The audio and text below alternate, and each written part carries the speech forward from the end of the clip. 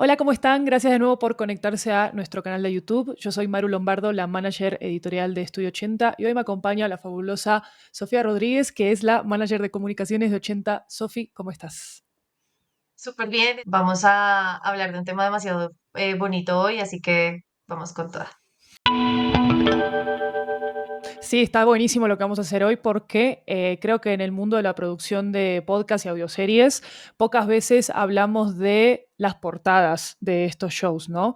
Las portadas son aquellos elementos artísticos súper importantes que se comparten sobre todo a través de plataformas de audio como Spotify, Apple Podcast, Pocket Cast, Evox, depende de un montón de plataformas en las que uno esté distribuyendo su podcast.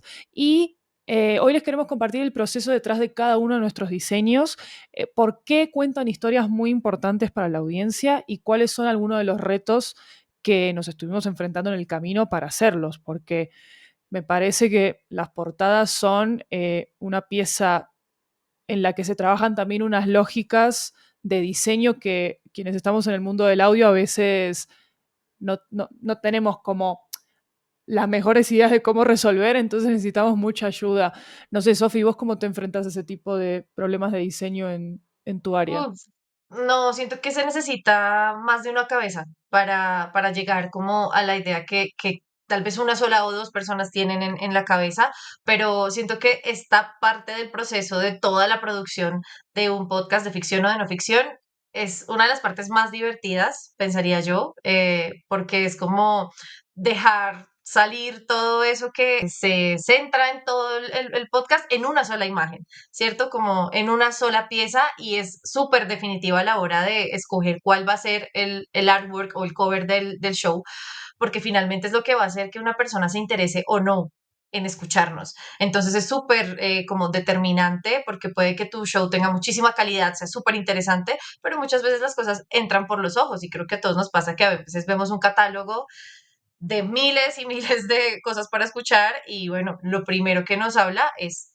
el cover. Entonces siento que es muy divertido, pero al mismo tiempo determinante en el proceso de creación. Entonces, Maru, para empezar, a mí me gustaría preguntarte, ya que llevas mucho más tiempo que yo, pues aquí en Estudio 80, ¿cómo empieza el proceso de creación de un cover de un podcast? ¿Ya se tiene un diseñador contratado o tienen referentes? ¿Cómo es que empezamos a construir la idea que finalmente termina en un diseño visual? Bueno, en mi experiencia lo que hacemos con la mayoría de los podcasts acá en 80 es que tenemos que tener al menos varios episodios escritos del show para entender cuál es el tono específico que estamos buscando de esa historia que queremos contar y encontrar los mejores referentes visuales para comunicar lo que nosotros queremos que pueda reflejar esos tonos que están impresos en la historia, independientemente del tipo de podcast que sea, ¿no? Entonces, aunque la portada del podcast es un proceso de creación gráfico, por supuesto. Tenemos que tener un contenido del podcast previamente estructurado y ensayado de alguna manera para poder comunicarle a la persona que va a diseñar la portada de manera eh, muy concreta qué es lo que estamos buscando. Esto implica que con nuestro equipo de producción hacemos una serie de brainstormings y hemos hablado mil veces de brainstorming en otros videos, como estábamos hablando ahorita, Sofi, pero estos brainstormings son muy importantes para el proceso de la creación de las portadas porque podemos darnos la libertad de mirar muchísimos referentes relacionados con el género de nuestra historia. Esa palabra género es súper importante para identificar esas portadas y encontrar los mejores referentes y ver qué elementos gráficos tienen en común esos referentes para entender las audiencias que les gustan esos géneros que están esperando de ese tipo de portadas o qué elementos le comunican qué cosas a esas portadas. Es muy distinto hacer portadas para shows de misterio o para shows conversacionales o para shows de comedia o para shows de comedias románticas o para shows de aventura. Todas esas portadas están estructuradas con elementos de una manera que culturalmente comunican sensaciones distintas, ya sea acción o pasividad o emociones tranquilas o emociones más fuertes, que eso tiene mucho que ver con el color, por ejemplo. Las ilustraciones comunican cosas distintas a lo que comunican el diseño 3D o las fotografías, ¿no? Entonces, todas esas decisiones las tenemos que tomar en función, primero, del género de nuestro podcast, segundo, de quiénes son los actores, actrices o los anfitriones de nuestro podcast, eso puede ser muy importante.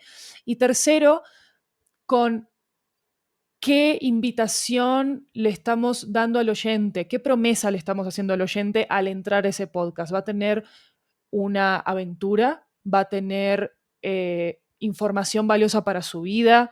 ¿Va a tener información científica? ¿Se va a entretener? ¿La va a pasar bien? ¿De pronto va a sentir mucho terror? Etcétera, etcétera. Y todo eso se trata de comunicar en las portadas. Entonces, es condensar muchísimo en un solo recuadro, diría uno, ¿no? Ahí sí, yo no defiendo nunca esta frase, pero esta vez sí la voy a defender, que es que una imagen vale más que 1000 palabras. En el caso de las portadas de los podcasts, completamente cierto. Sí, y creo que me parece importante también aclararles a las personas que nos están viendo que los referentes no solamente es quedarnos en referentes de otras producciones de audio, sino películas, libros, series. Creo que me acuerdo mucho cuando estábamos trabajando en el cover de Low Items, Cositas de Amor. Nos expandimos muchísimo a libros porque teníamos una idea inicial y luego nos dimos cuenta que también había muchos elementos en el tema de la tipografía, en los covers de las películas, de los libros, que era bastante importante y como que empezamos a darle también mucha más importancia, no solamente a los elementos como visuales.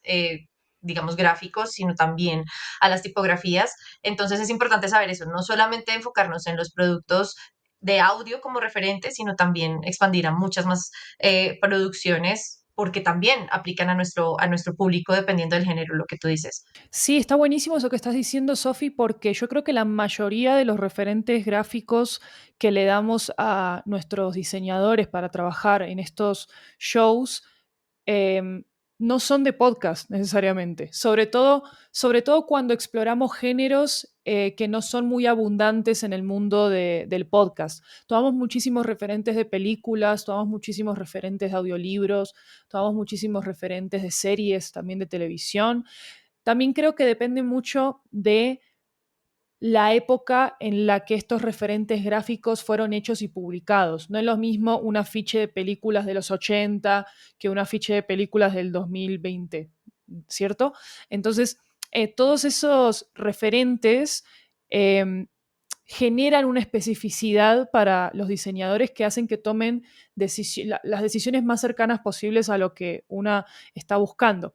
Y todos esos referentes, Sophie, se ponen en una especie de tabla que se le comparte a los diseñadores que se le conoce como mood board. Ese mood board busca dar información de varios tipos para que el diseñador pueda tomar decisiones gráficas. Por ejemplo, uno puede poner afiches, portadas de música, portadas de libros, portadas de podcast que tengan elementos gráficos que sí o sí uno quiera ver en la portada de su podcast, cómo están posicionados los personajes, qué tan grande es el título en relación a los protagonistas que aparecen en la portada o qué paleta de colores tienen, etcétera, etcétera.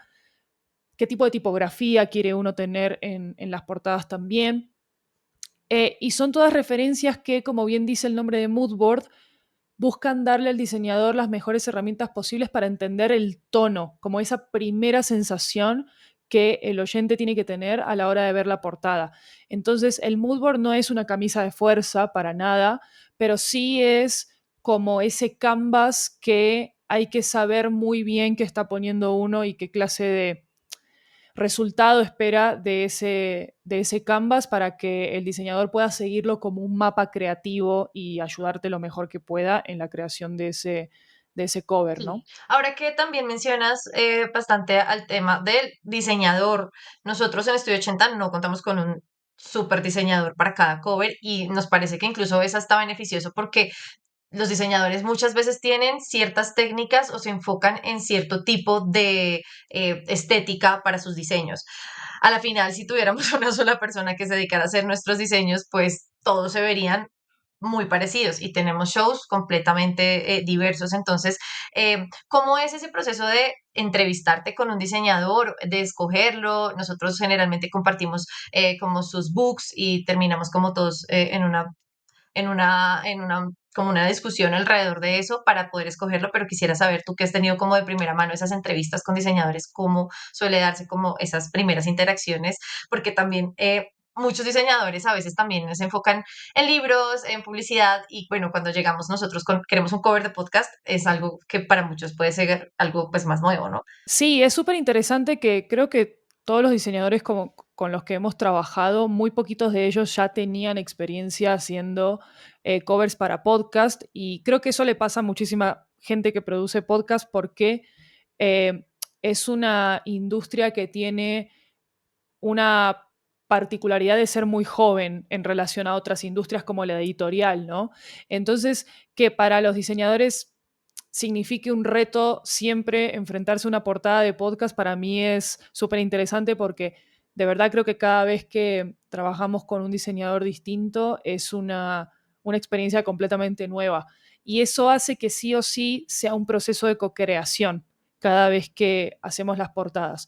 Por supuesto que los shows tienen unas pautas y unas paradas y unas propuestas que hay que respetar, nos parece a nosotros, pero casi siempre cuando entrevisto a diseñadores, yo trato de entender si la historia en la que van a trabajar es una historia que realmente les gusta también, ya sea por el estilo que ellos ya han trabajado, puede ser novela gráfica, puede ser ilustración análoga, puede ser diseño de periódico, puede ser diseño de portadas de libros, depende mucho de lo que estemos buscando nosotros también.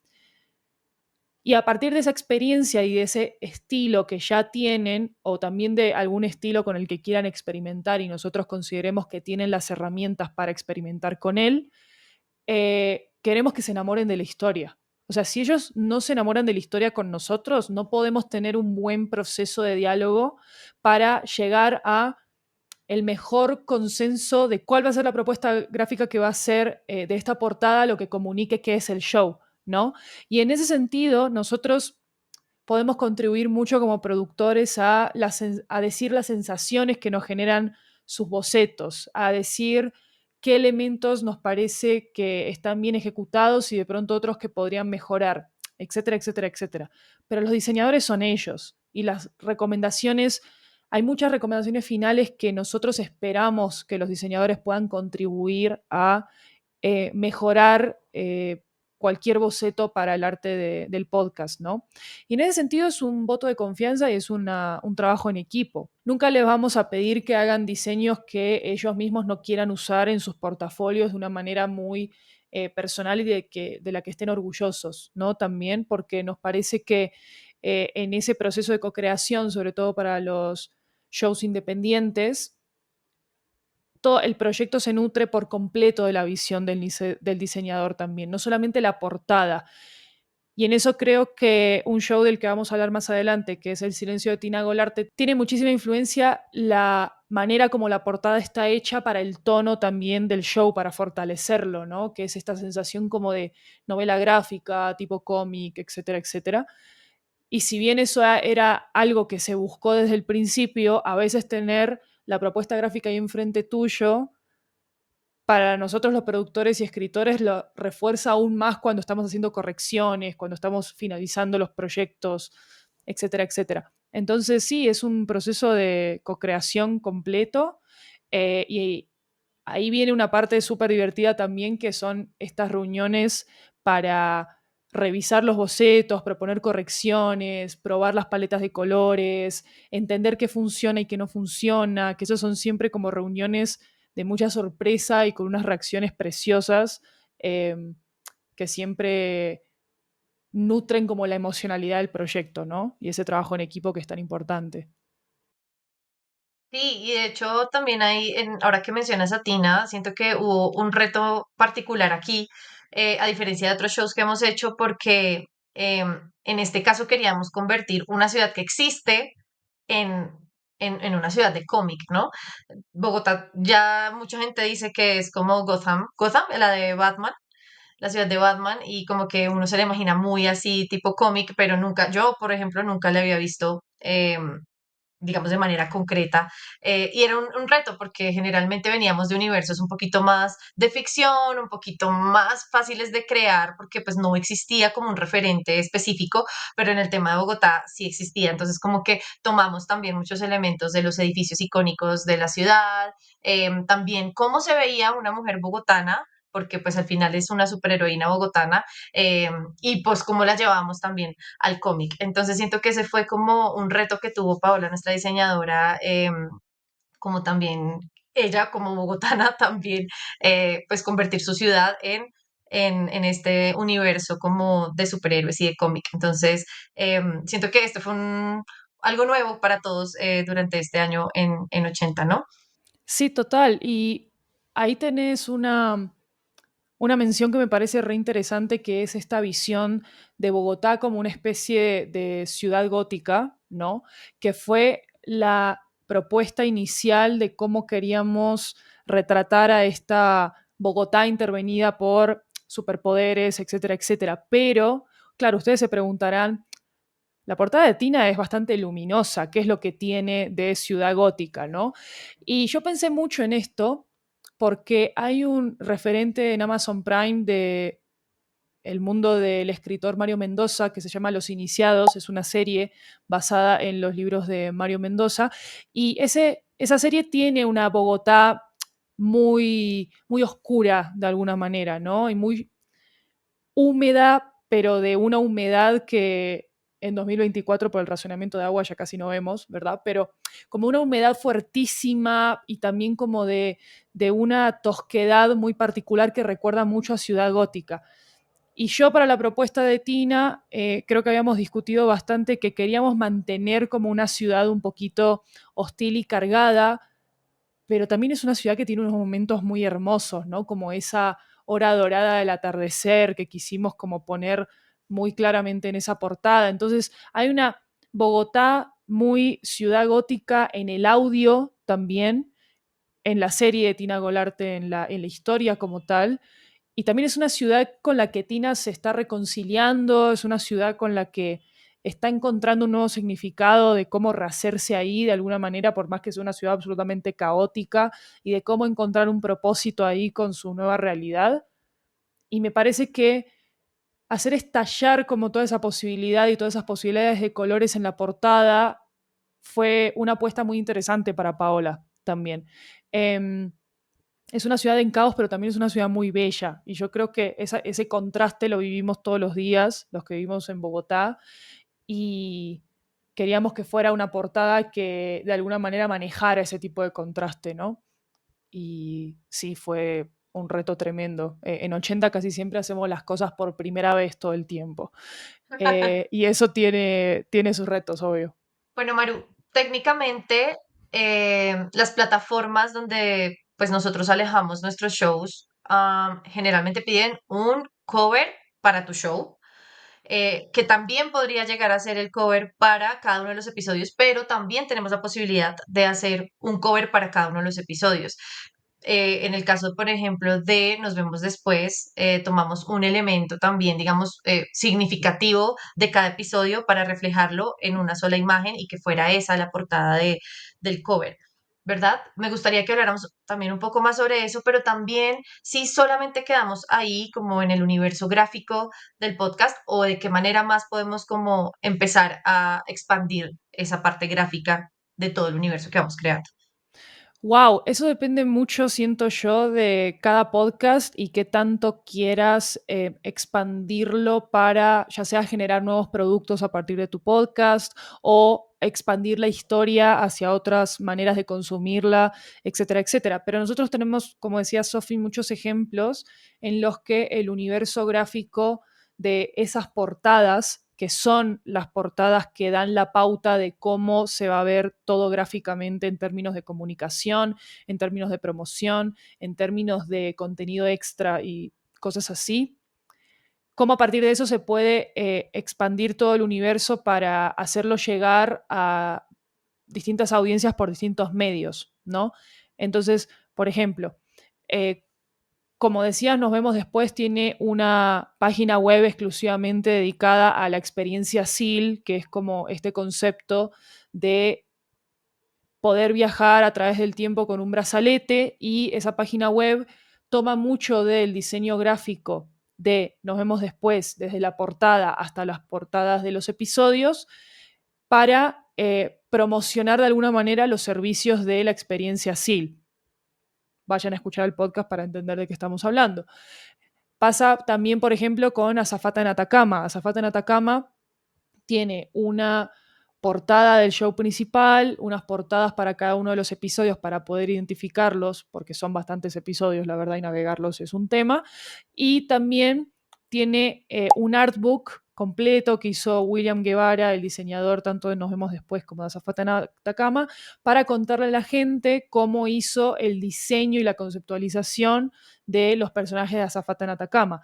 Como ese show específicamente es un elige tu propia aventura, entonces es interactivo, nosotros además creamos unas tarjetas de personaje que se podían compartir en redes y se podían como viralizar de otras maneras a través de las plataformas que usan los usuarios para comunicarse entre ellos, no solo para escuchar podcasts. Entonces estaba la tarjeta de Mariela con sus habilidades especiales, la tarjeta de Lucho con sus habilidades especiales, la tarjeta de Fernando con sus habilidades especiales, y así sucesivamente. Hay mucho contenido extra que hace que el universo de ese podcast pueda viajar de otras maneras por otras plataformas que no son solamente las que reproducen el audio, y así poder llegar a otras personas. Eh, yo creo que esos son como los ejemplos más claros de ese universo gráfico. Después Sí, hicimos, Maru, yo tengo otro ejemplo también que me pareció sí, muy bonito que nos sirvió, que fue para Manual para hacer Van Helsing, que William también nos dio una figura muy bonita de Simona, que además de todo fue hecha después de que William viera la foto de la actriz. O sea, la figura de Simona era inspirada pues en la actriz de Berenice que hizo la voz de Simona. Y ese fue también como el cover de el canal de Simonsters, porque pues Simona tiene un canal de YouTube, entonces le creamos su canal de YouTube y el avatar era la ilustración de Simona. Eso me pareció como pues muy creativo y me pareció que como que le dio mucho sentido al universo que le estábamos creando de su canal de YouTube.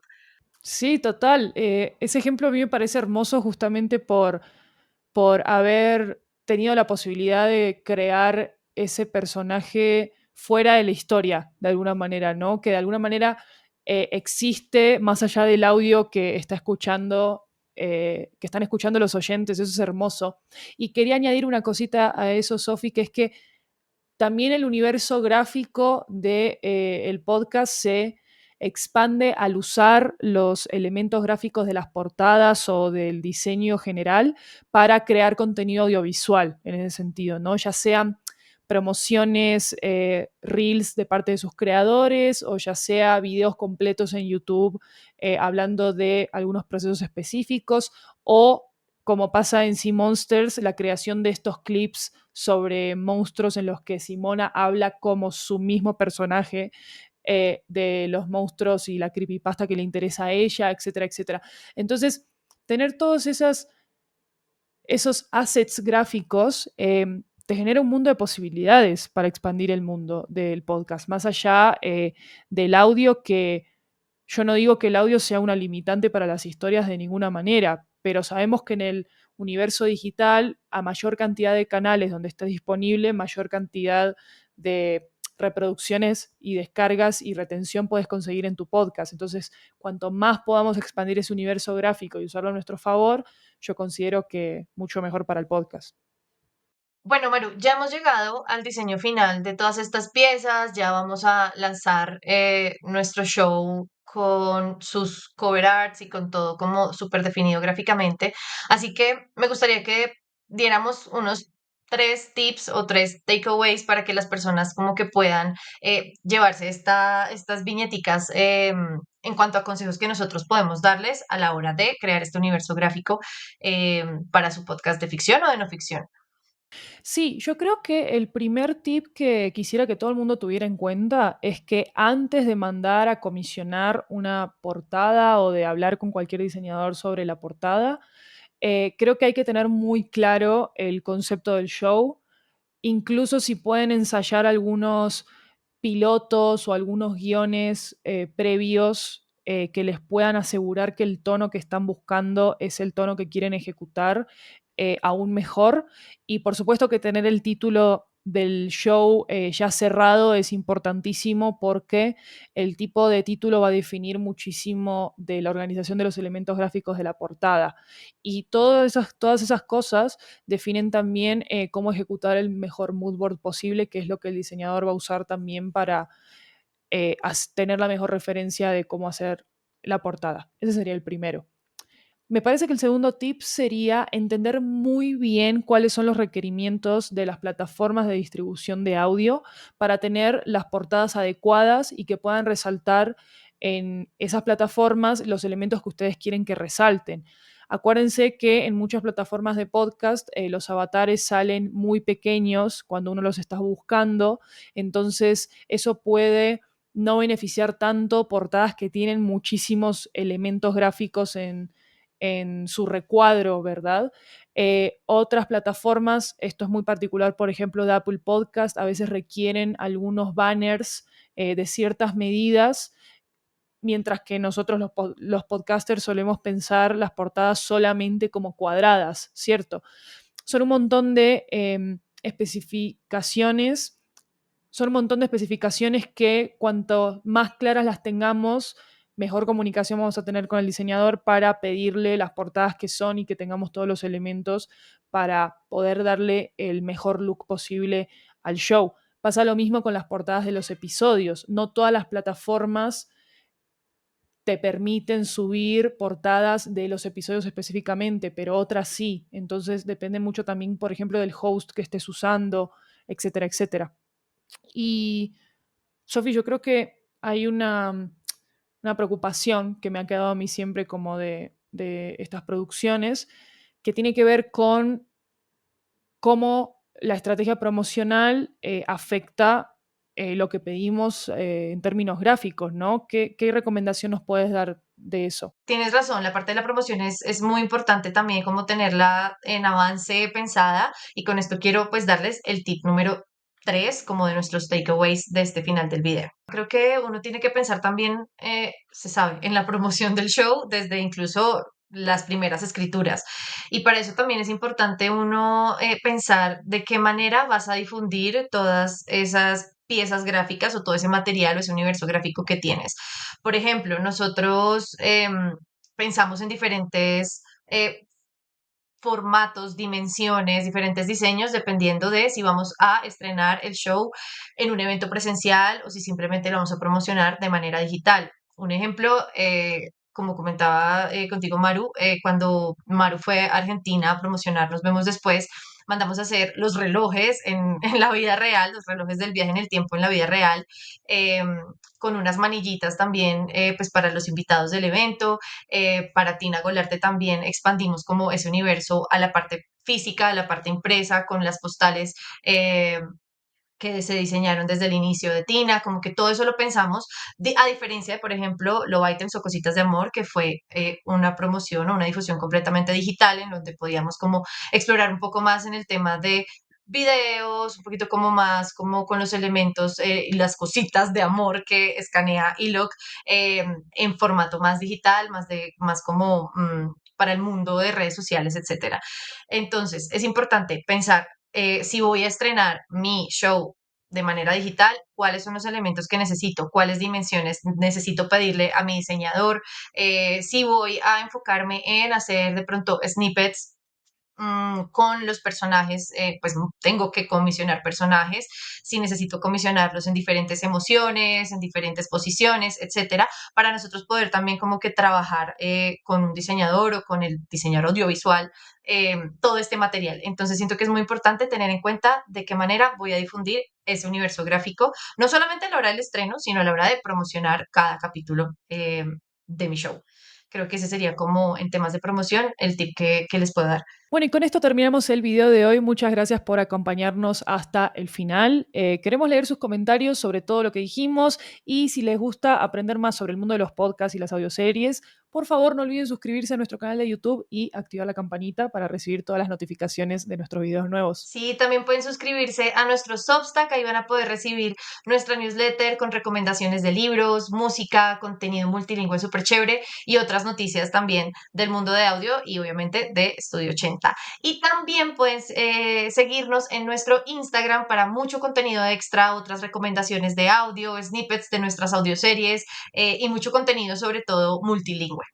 Y también, Sofi, la verdad es que tenemos un notición, porque hace poquito acabamos de abrir nuestra comunidad de Discord súper exclusiva en la que compartimos estrenos de Estudio 80, conversamos sobre música, audiolibros, hacemos clubes de escucha de podcast de ficción y de otros podcasts de otras productoras. Y al compartir todo este contenido para nuestra comunidad, queremos entre todos aprender de nuevas culturas de todo el mundo, aprender nuevos idiomas, juntarnos, vernos las caritas virtualmente y compartir todo lo que el mundo de Estudio 80 tiene para ofrecerle al mundo, pero también lo que el mundo tiene para ofrecerle al universo de Estudio 80. Así que van a encontrar todos los links de nuestras redes sociales y de la comunidad aquí en la descripción de este video. Bueno, creo que eso sería todo, Maru. Esperamos sus comentarios para poder iniciar conversación y creo que nos vemos en un nuevo video aquí en YouTube. Chao. Bye.